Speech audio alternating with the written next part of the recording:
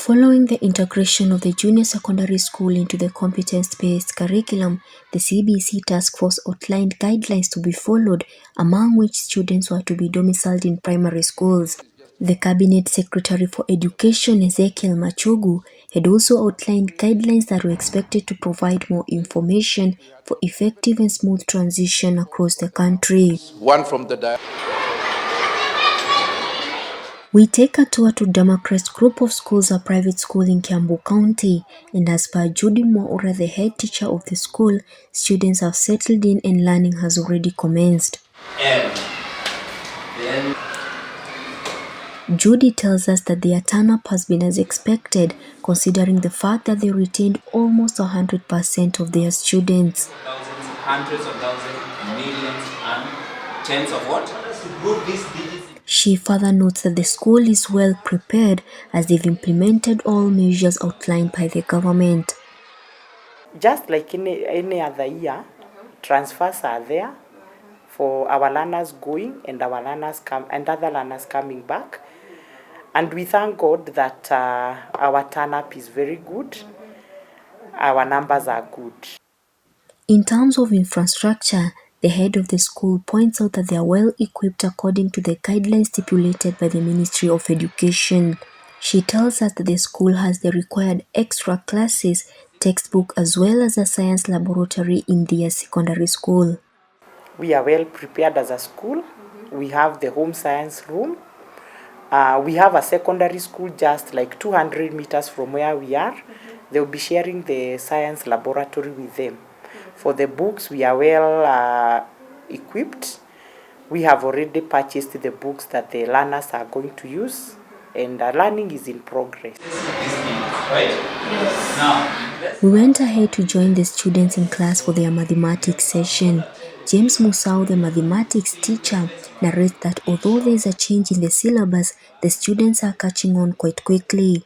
Blessing and Asha, who are grade 7 students, say that the new subjects might be a challenge, but they're expecting to learn new things. What I've noted is that in CBC, and that the syllabus is focused on the career the child is going to be dealing with. And actually, if it's like the first topic of place value, where we just deal with numbers in 844, in this one, they focus on the real life situation. I expect that we're going to have more opportunities. We're going to know what we are capable of doing, and we can therefore choose careers that we're going to do. I feel like I'm at a higher level than when I was in primary.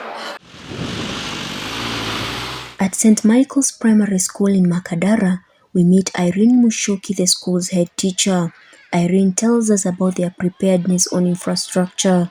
She says that although they have added one more class, they're still experiencing congestion challenges as students from the neighboring and approved schools joined St. Michael's. According to Mrs. Mushoki, the students will share science laboratories with their neighboring secondary schools.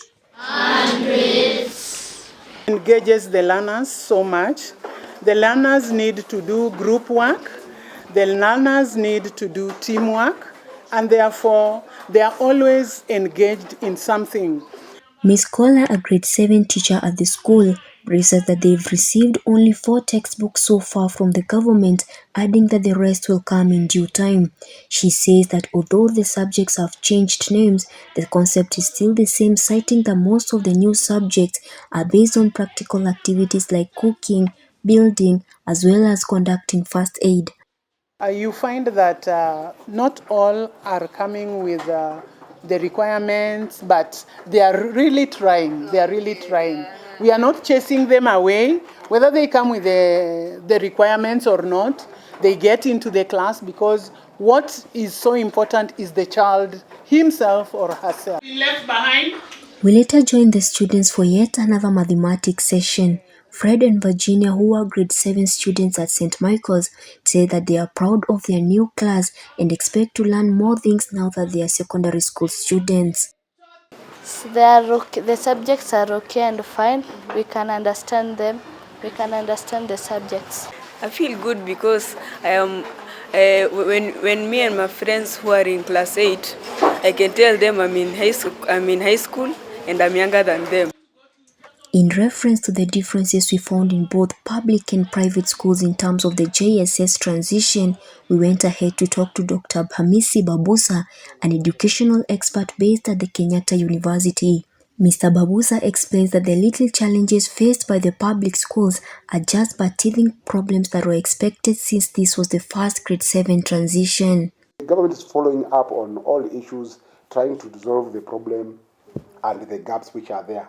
So I can call them teething problems. And this transfer of teachers, resources, anything, is the first time. So things will just, yes.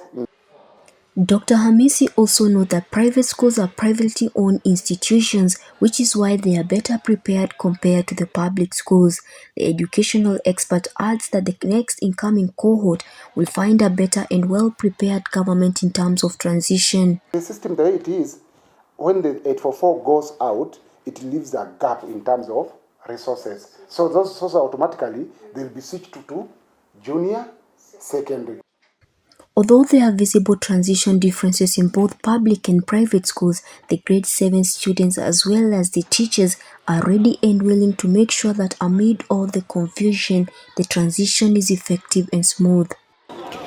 The government is confident that CBC is going to be a success. This is as the first cohort of the competence-based curriculum continues to settle in their various schools. Amidst all the confusion, experts say that these are just but teething problems for any beginners.